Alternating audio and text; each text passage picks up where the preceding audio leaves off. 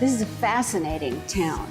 Key West was the richest city per capita in the United States in the mid-1800s, when it was the shipwreck salvage era, when salvagers were rescuing people and cargoes from ships that were foundering on the reefs. That was also the heyday of the cigar industry, when our cigar factories were producing 1 million stogies a year, hand-rolled.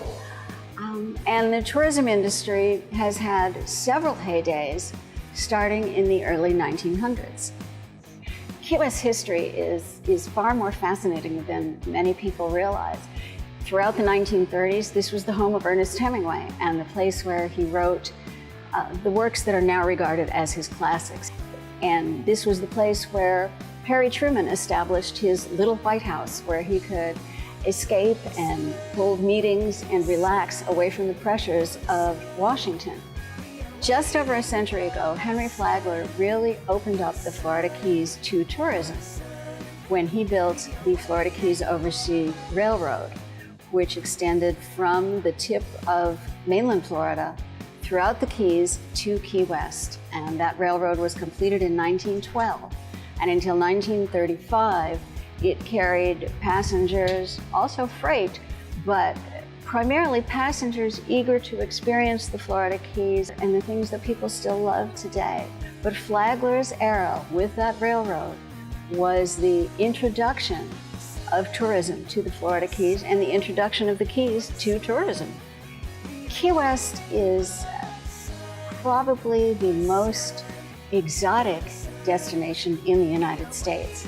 It's an internationally respected, internationally revered, actually, tourism destination. But at its heart, it's still a small town. And I think that's one of the things that draws so many people here. This is a place where there's always something happening. That excitement is palpable. You can feel it when you walk down the street. The setting of the sun is celebrated with an incredible street party every single night of the year on Mallory Square, overlooking the Gulf of Mexico, and you will find everybody coming to watch the sun go down. And as the sun sinks below the horizon, spontaneous applause breaks out every single night, because this phenomenon that goes completely unremarked in most of the world is a cause for celebration in Key West.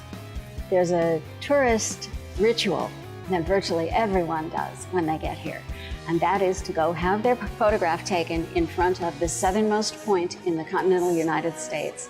And when you stand at that southernmost point, you're 150 miles from Miami, but you're only 90 miles from Cuba. People who have traveled thousands and thousands of miles to reach the last part of the United States. And what do they do when they first get here? They go have their picture taken at the southernmost point.